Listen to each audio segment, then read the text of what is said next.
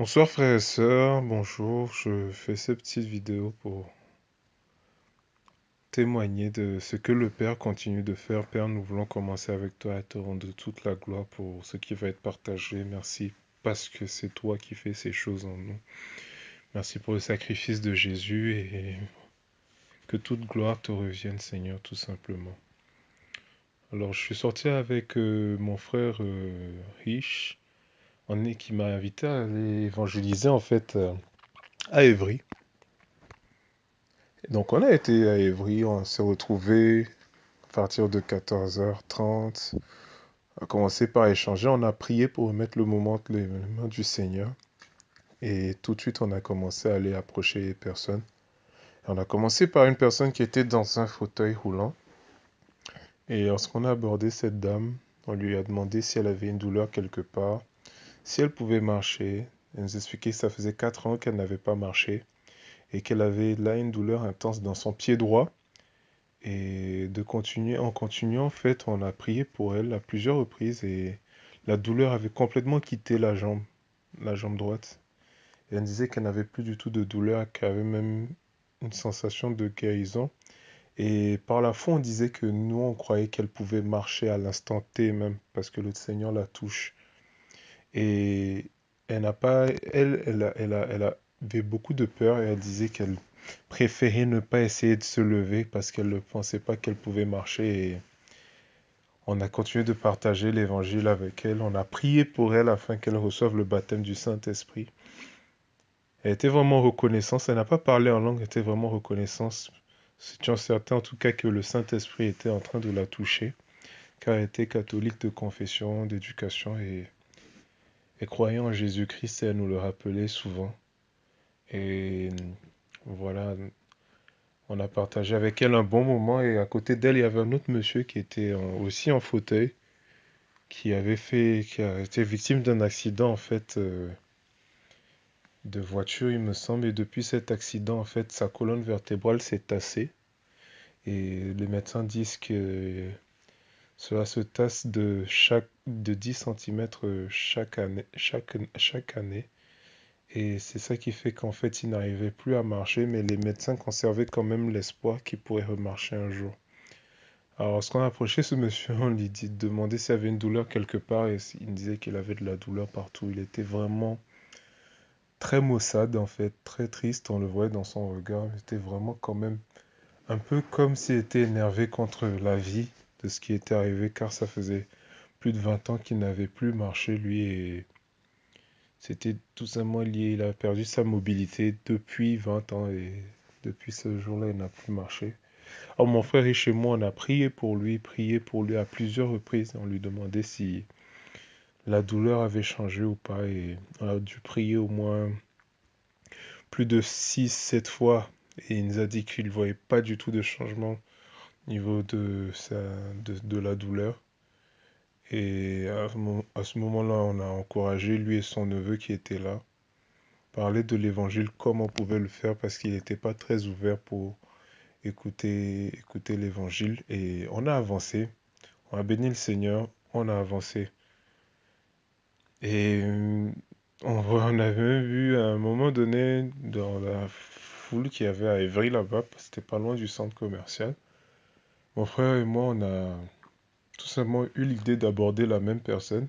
Mais quand on est venu vers cette personne nous a fait simplement comprendre que non, il n'était pas ouvert à ces choses et de le laisser tranquille tout simplement.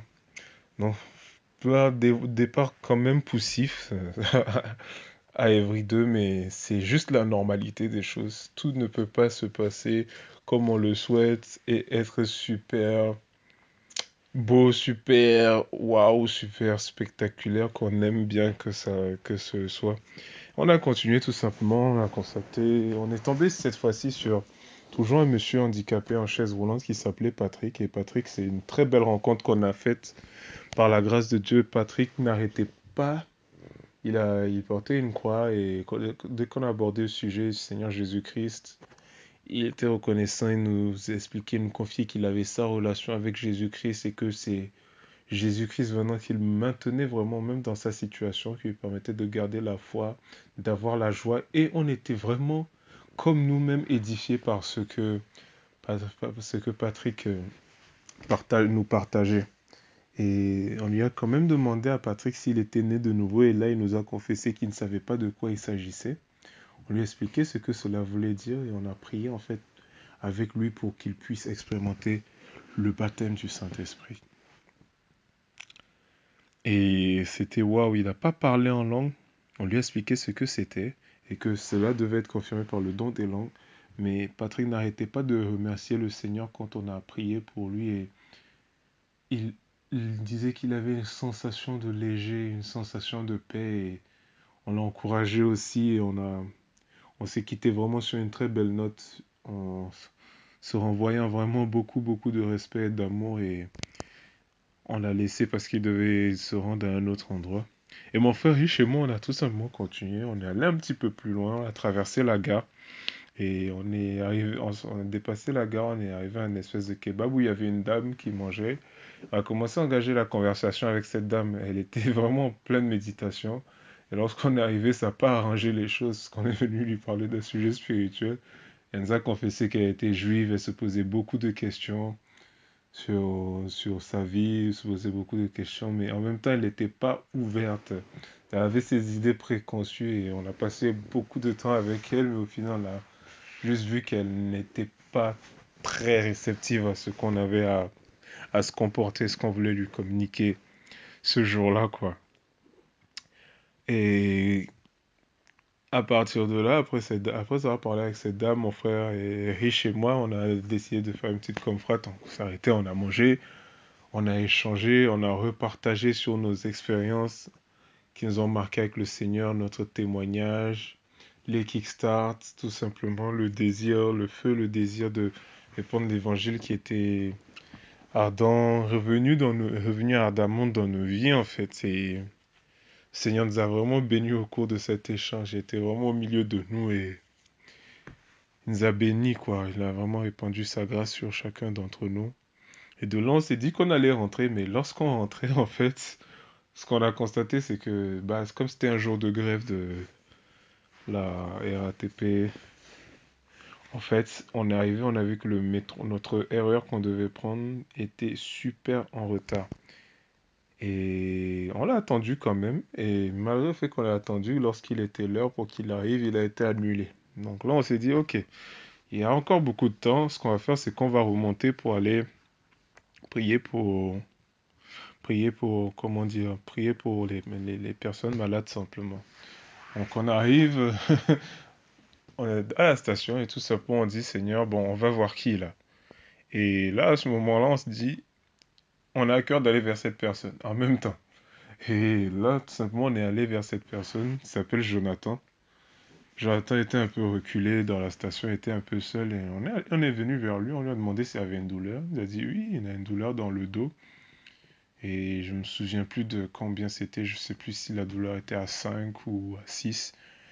Et mon frère riche a prié pour lui à deux, trois reprises et il a été totalement guéri. Et ensuite, Jonathan était vraiment, nous a confié qu'il croyait en Jésus et qu'il avait sa relation avec le Seigneur Jésus.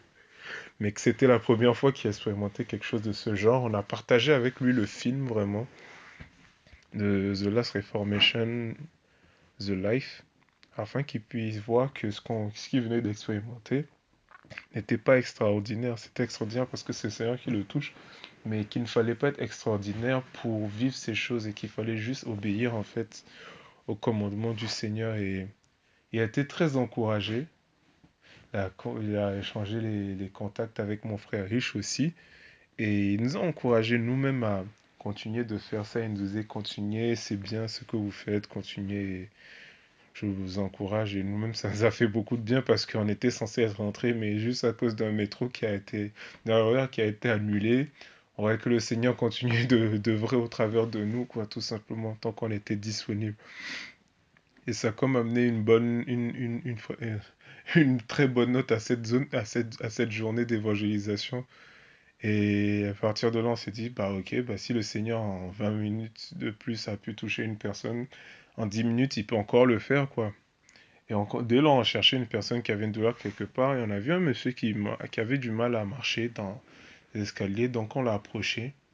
En fait, ce monsieur va nous révéler, il s'appelle Blaise, il va nous révéler en fait que il a, il a été amputé d'une jambe et en fait qu'il avait une douleur dans la jambe qui avait quand même été amputée. Malgré l'amputation, il avait une sensation de douleur.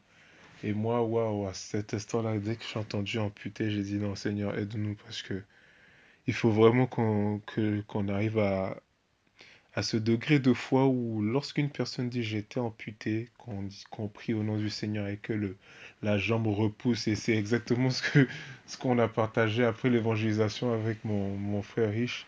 On aimerait vraiment voir des choses comme le Seigneur les faisait. Franchement, le même esprit qui a ressuscité le Seigneur Jésus-Christ de la mort, qui a ramené à la vie, vit en nous maintenant. Et cet esprit-là, c'est l'esprit du Créateur en fait. Il n'y a rien qui peut le limiter, il n'y a rien qui peut le restreindre.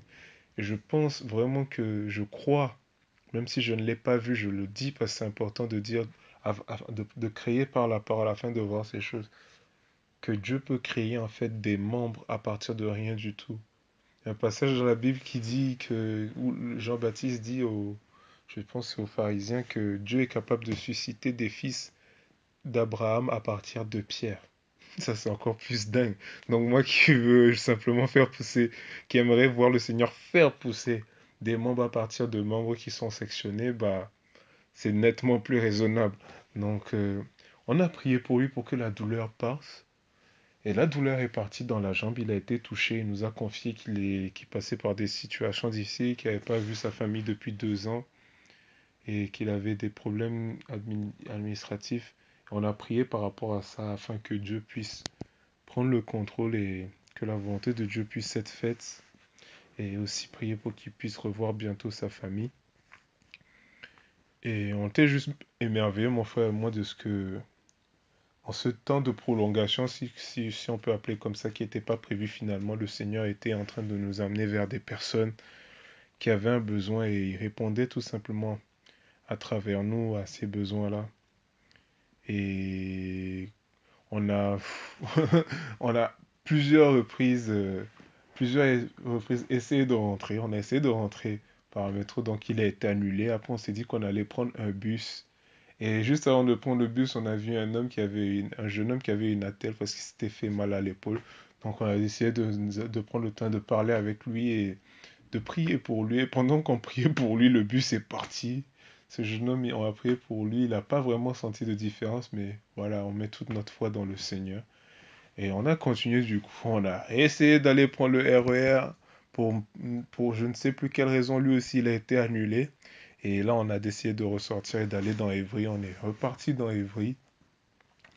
On se disait, Seigneur, peut-être qu'il y a un enfant de paix que tu veux toucher tout simplement. C'est pour ça qu'on n'arrive pas à rentrer alors qu'on en a formulé le désir depuis un moment. Et simplement, en ressortant dans Évry, on va tomber sur deux jeunes sœurs. Elles sont chrétiennes, nées de nouveau. Elles ont leur relation avec le Seigneur simplement.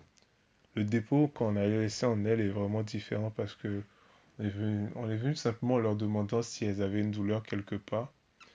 Et elles nous ont dit non, tout va bien. Et elles ont remarqué en fait qu'il y avait la Bible dans la main de mon frère riche. Et du coup, elles ont demandé si on était en train d'évangéliser. On a répondu oui, on est en train d'évangéliser. Et en fait, on a commencé à les exhorter pour leur dire que on voyait des guérisons, qu'on venait de voir ça à Évry, qu'on n'était pas de Évry ni l'un ni l'autre. Et que le Seigneur était présent à Évry, qu'il passait par tout simplement les gens qui sont disponibles. On leur a partagé le film pour leur dire que voilà, aujourd'hui, nous, le plus beau cadeau que le Seigneur pourrait nous faire, c'est de voir qu'il y ait d'autres personnes qui prennent aussi de faire ce pas de foi et d'aller dans la rue et de prêcher l'évangile et de le confirmer par des signes et des miracles en fait. Et c'était un dépôt vraiment différent parce que pour toutes les personnes que nous parlions, le focus était sur l'évangile, sur la guérison. Et là, le focus était aussi sur l'évangile, mais surtout sur le fait de faire des disciples.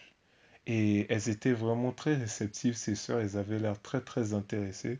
Donc on leur a partagé le lien du film et je crois vraiment que ce film va leur faire beaucoup de bien, beaucoup les challenger aussi, beaucoup les édifier dans ce qu'elles veulent vivre avec le Seigneur. Et à partir de là, mon frère riche et moi, on s'est dit que bon, on allait essayer vraiment de rentrer là. Parce qu'on avait évangélisé depuis 14h30 et il était 20h passées. Et on est parti prendre le RER finalement. Et on est revenu sur... chacun est rentré chez lui en fait. Et voilà. C'était une journée particulière. On a eu de très belles rencontres. Il y en a eu d'autres où, comme d'habitude, des persécutions. Personnes qui n'étaient pas ouvertes, des personnes qui n'étaient pas du tout disposées. On a prié pour certaines personnes qui ont été guéries sur le coup. Pour d'autres, on n'a pas vu la guérison sur le coup. Et on a d'autres qui nous ont dit non, ça ne marche pas. Mais voilà, que toute la gloire revienne à Dieu. Simplement pour encourager quelqu'un qui veut aller au-delà de ses peurs, aller au-delà de sa zone de confort aussi, pour expérimenter vraiment Dieu dehors et pas simplement dans notre lieu secret. C'est comme ça que beaucoup de personnes dans le monde viendront à sa connaissance. C'est aussi lorsqu'on laissera montrer cette vie de fils de Dieu qui est en nous, enraciné dans l'amour, mais qui va vraiment montrer Dieu aussi dans sa grandeur, dans sa puissance, dans sa sainteté, dans tous ces aspects vraiment, esprit et puissance, esprit et puissance. Et voilà, frères et sœurs, je vous encourage. Je vous aime très fort de l'amour du Seigneur et je prie que vous puissiez demeurer connectés à la source, à notre Abba, à notre Père. Et à très bientôt. Soyez fortifiés.